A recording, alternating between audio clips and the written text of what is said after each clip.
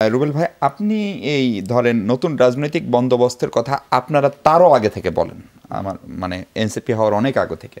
ফলে সেই নতুন রাজনৈতিক বন্দোবস্তের পথে আমরা হাঁটছি কিনা, এবং সে হাঁটলে সে হাঁটাটা কতটুকু সঠিক আছে? ধন্যবাদ।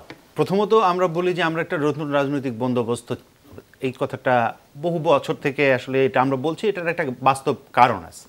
কারণ হচ্ছে বাংলাদেশে যে রাজনৈতিক বন্দোবস্ত ছিল সেই রাজনৈতিক বন্দোবস্ত এখানে ফ্যাসিবাদের উন্মেষ ঘটিয়েছে। এককেন্দ্রিক একটা ক্ষমতা কাঠামো, সাংবিধানিক ক্ষমতা কাঠামো, যেই সাংবিধানিক ক্ষমতা কাঠামো আসলে সমস্ত জায়গায় তার ডালপালা বিস্তার করেছে। ধরেন এটা আপনি মানে সরকারের দিক থেকে দেখবেন, বিভিন্ন ধরনের বাহিনীগুলোর দিক থেকে দেখবেন, কিংবা আমলাতন্ত্রের দিক থেকে দেখবেন, আর্থিক ক্ষমতা কার হাতে আছে, কার হাতে অর্থের মানে যোগান আছে, এই জায়গা থেকে দেখবেন।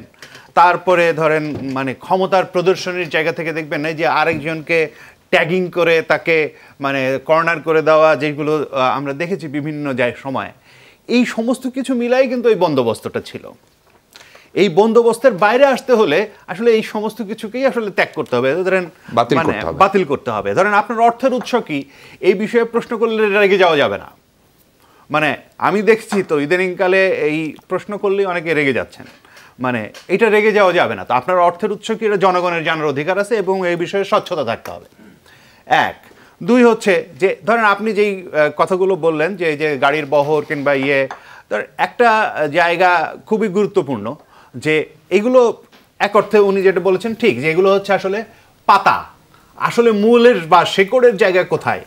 এই শেকড়ের জায়গাটা হচ্ছে যে আপনি রাজনৈতিক এবং অর্থনৈতিক যে জায়গা থেকে এই জায়গাগুলো তৈরি হয়, সেই জায়গায় কেউ হাত দিচ্ছেন না এখনো পর্যন্ত। ধরেন আমি বলছি যে সংস্কারের কথা বলছি, আমরা সবাই বলছেন, মানে ইনক্লুডিং মানে এটা সরকার বলেন, এটা রাজনৈতিক দলগুলো বলেন, সবাই বলছে।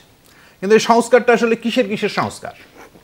এবং আসলে প্রত্যেকটা দলের কাছ থেকে যদি আপনি মানে আলাদা আলাদাভাবে তারা কোন সেক্টরে কি সংস্কার করবে, কিভাবে তাদের পরিকল্পনা, ধরেন মানে ঐক্য কমিশন কিছু দিয়েছে, সেটা তো একটা রাষ্ট্রের কাঠামোগত সংস্কার। এর বাইরেও অনেক ধরনের সংস্কার আছে।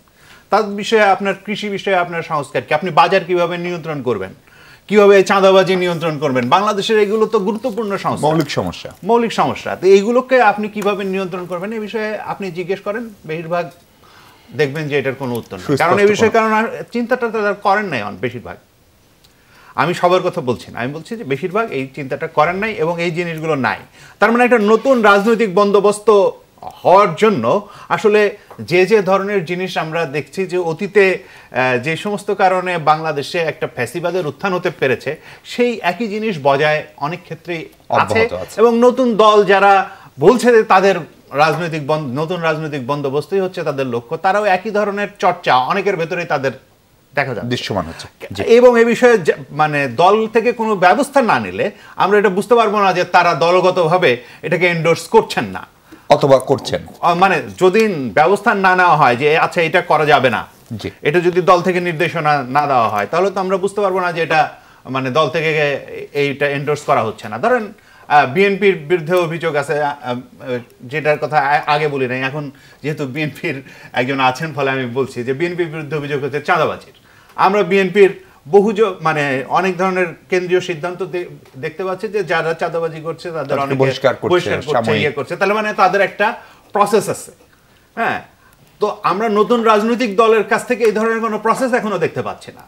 ফলে আশাবাদী হওয়ার জায়গা তো আমাদের তৈরি হতে হবে। মানে আমরা তো একটা আপনার শুধু কথা বলে আমরা আশাবাদী হতে পারবো না।